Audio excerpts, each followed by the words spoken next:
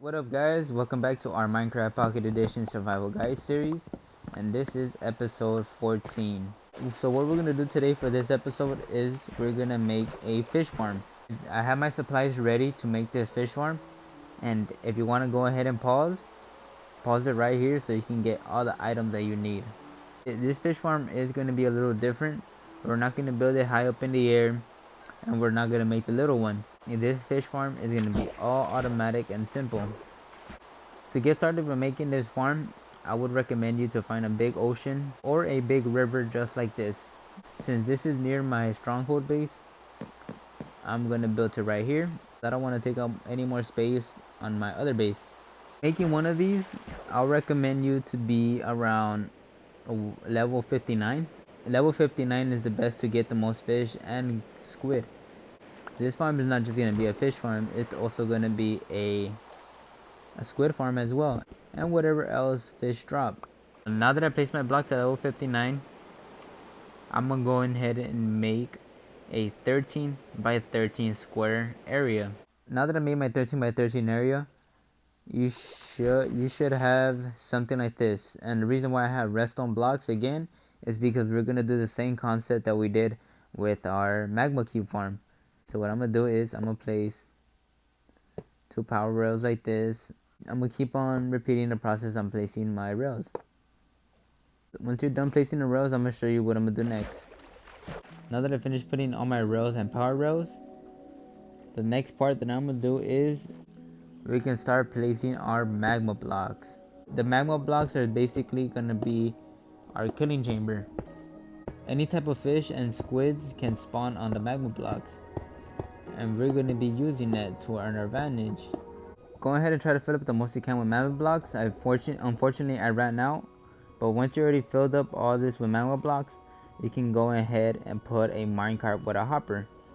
So, I need to go get more magma blocks. I'll be right back in a bit. I just finished putting the rest of my magma blocks, and I added my minecart with a hopper.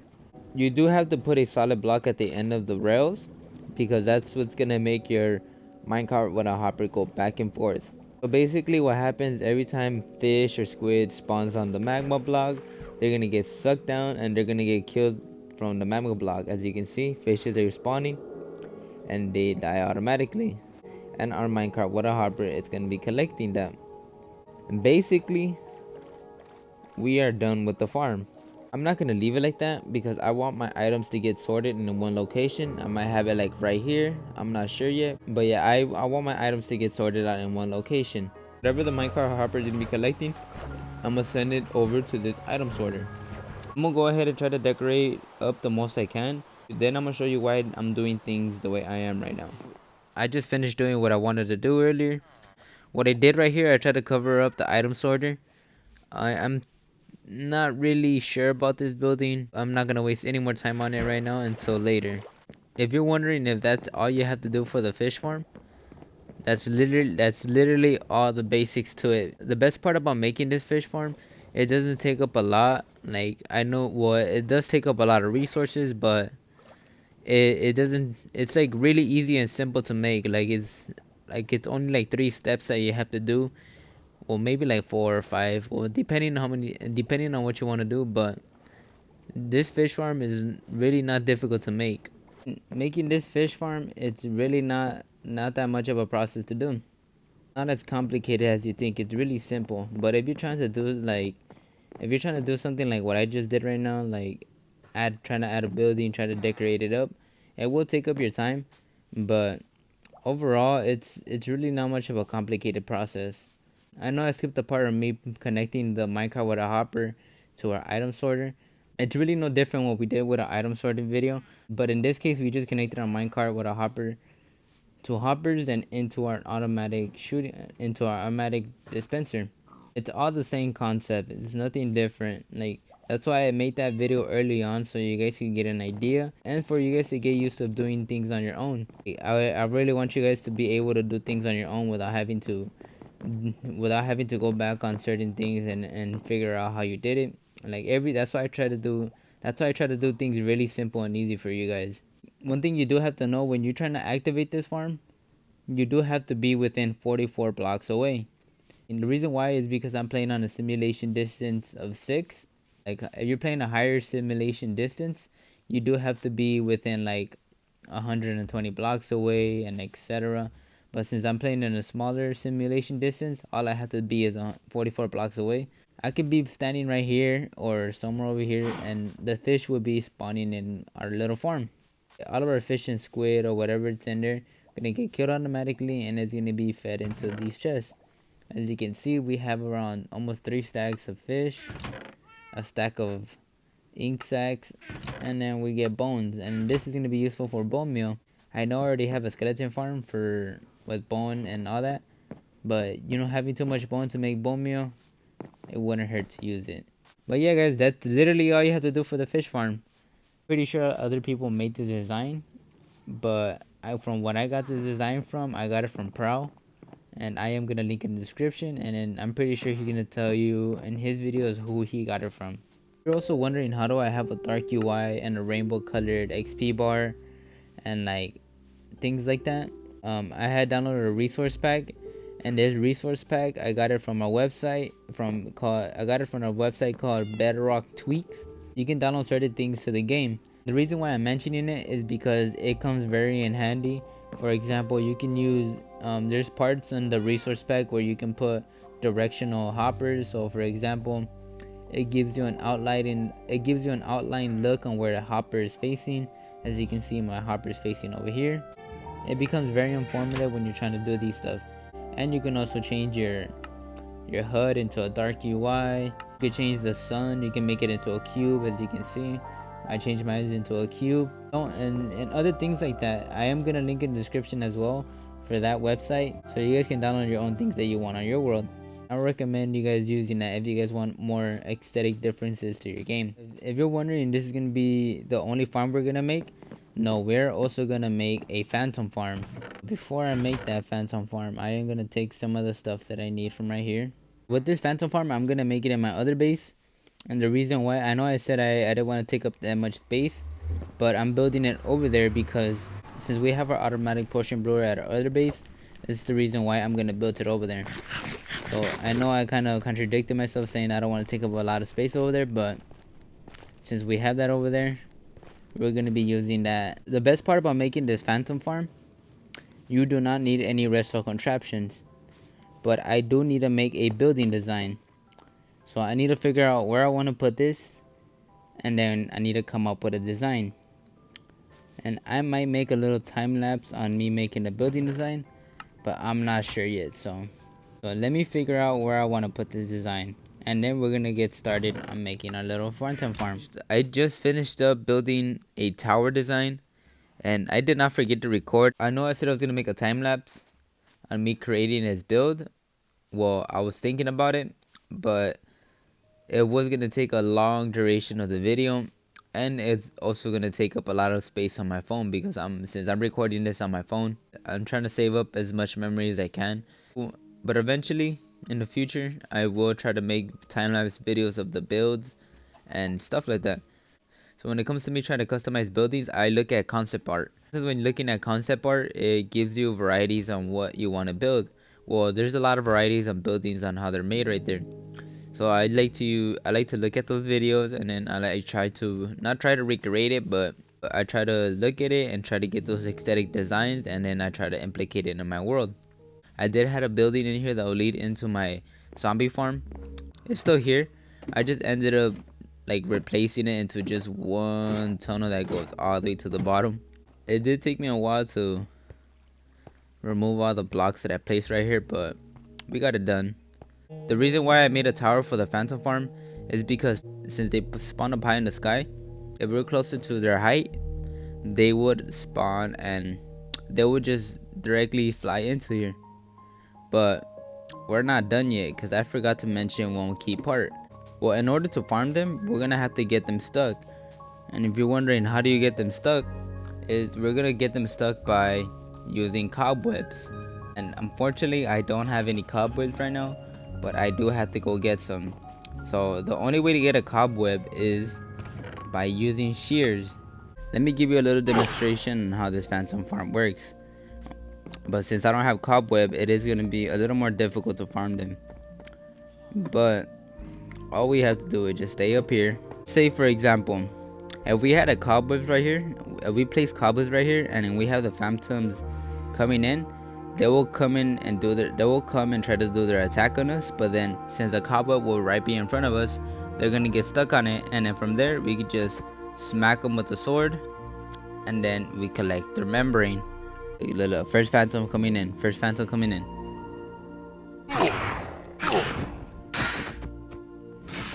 As you can see, they would come in here just like that. But if we were to have the cobweb right here, they would have got stuck. They wouldn't even go nowhere, and we would have just collect all their membrane. I may remember where I found cobwebs, but look at all these guys, man. Free meat. Alright, so as I was saying before we got rudely interrupted, there are a couple locations where you can find cobweb. You can find cobweb in a mine shaft, or you can find a cobweb in a stronghold. I don't remember which mine shaft had a cobwebs. Look at these guys, they're chasing my boy. Since I can remember that mine shaft that had the cobwebs, I'm gonna go to my stronghold. The reason why I'm going to my stronghold, because every time when you go to those little library sections of the stronghold, they have cobwebs all over the place. Eventually I am gonna make a base on my stronghold, maybe decorate it up a little bit, but I need to come up with an idea, hopefully, but it will be soon, so you guys can have your own ideas as well, because I like I said before, I'm just gonna utilize every single block on the game, and it's gonna be very useful in the end.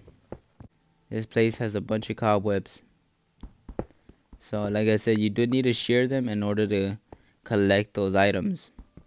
I could use these cobwebs for decoration too, so that's why I want to collect the most I can.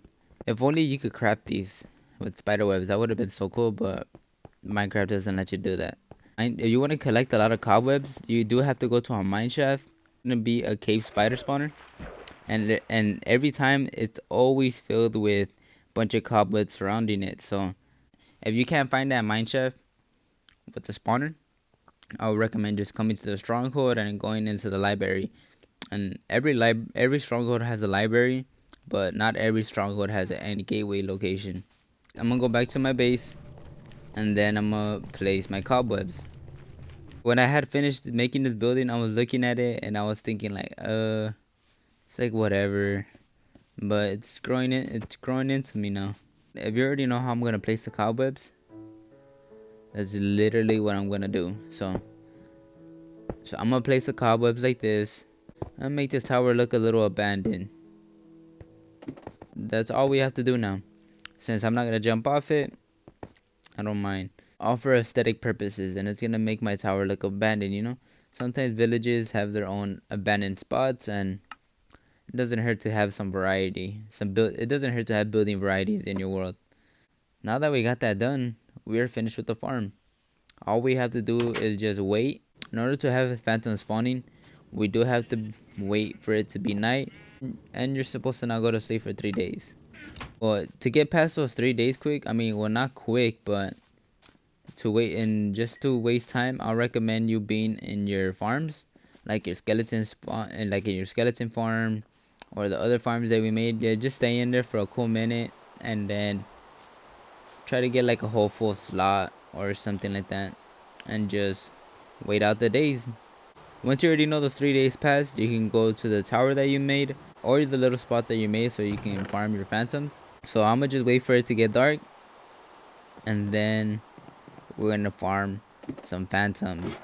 Alright, we finally waited out the night, and I was just standing here for a cool 20 minutes or so. All we have to do is just wait for our phantoms to fly in here. And like I said, you can stand any spot as long as they can see you. The best part for me is I made this building next to my iron farm, so I could just be standing here while my iron golems are just farming. That's why it's always convenient to build things a certain way, or to build things next to each other. You can be farming one thing while you're also farming another. And that's why I like building things for my convenience, so it can be easier for me. I'm pretty sure they spawn in the rain, unless they can't see me. Because if they're not spawning in the rain, then we have a problem.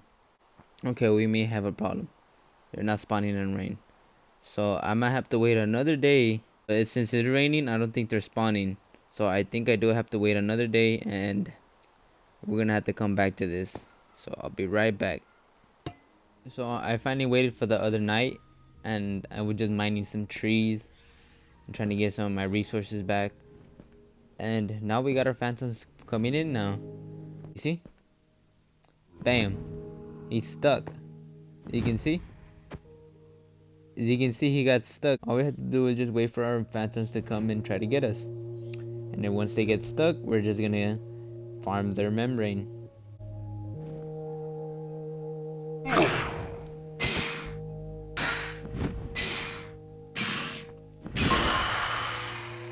And there's one. Come on, guy. There you go.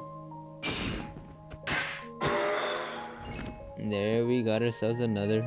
We got ourselves phantom membrane. Oh, get back in.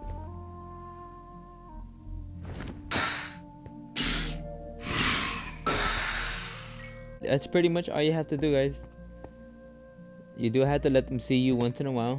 I could have made my little spot more bigger, but we still got it. So basically how this farm works, it requires no redstone, but it does require some of your time. Also, if you're trying to farm these guys too, I recommend you guys having a looting 3 sword, so you can grab all the membranes that you need. If you guys didn't have any questions or any other solutions with regarding the phantom farm, then feel free to comment down and let me know, or direct message me to my Instagram or my Twitter. Doesn't matter. I like to be involved with the community, and I would want to. But before we got knocked down, like I was saying, I like to be involved with the community. I would like to incorporate ideas that you guys have. Oh, this guy's trying to get me. It's already turning day. We got ourselves 3 phantom membranes. It's more than enough, I guess. We are done with our phantom farm. It wasn't a complicated thing to do. It was super easy and simple, just like the fish farm. Like I said before, guys, I want to do things very super easy and simple for you guys, so you guys can understand, and so you guys can make and do things on your own. I really do understand how difficult it can be when playing on your mobile device, and everything what I'm doing here is to be simple, very simplistic for you guys and for me too. Before we go on and end this episode, I want to thank you guys, the whole community. Shout out to the Serenity Forge. I'm gonna link in the description his YouTube channel, because he also gave me a shout out not so long ago, and I really appreciate that. It helped me gain some followers on Instagram, and from him doing that also, we were able to make it up to 40 subscribers, which I'm so grateful for. This is not about me. I'm doing this for you guys. I do appreciate the subscribers. I'm trying to expand the community so the Minecraft devs could see that Minecraft mobile community is bigger than ever. We would want to have as much support as Java and console players, well, PC players and console players. The developers honestly don't really put that much recognition to us, and all I want is for those people that get recognition, like the other mobile players and those that make shaders and add-ons. Let's keep on expanding the Minecraft mobile community. More that we keep expanding, the better it's gonna get for us mobile players. The mobile community is the reason why people make shaders and add-ons, so they can so they can show their work. And like I said before, those people go unnoticed as well, and I want to give them recognition as well. But since this new Render Dragon update took the ability to put shaders and shredded add-ons, it's kind of hard to do that now. But hopefully they do that soon. That's why I want to expand the community even more, so the developers can work on that as well.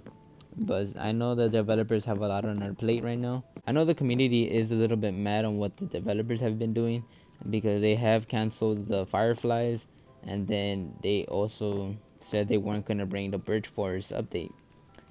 And I know that can make a lot of people frustrated, but it's not gonna stop us from continuing to play the game, because the game is bigger than ever before. I remember when Minecraft Pocket Edition was just a single game by itself, but now you can play with PlayStation, Xbox, and etc. But like I was saying before, playing on your mobile device, it's a way different experience than playing on console and PC. I want the developers to notice that, but I don't want it to make it to the point where they're only the only priorities are this and that, if you understand. Like I was saying, thank you guys so much. I appreciate it. Much love and blessings. My name's Animated Didi, and I catch you on the next one. Later, y'all.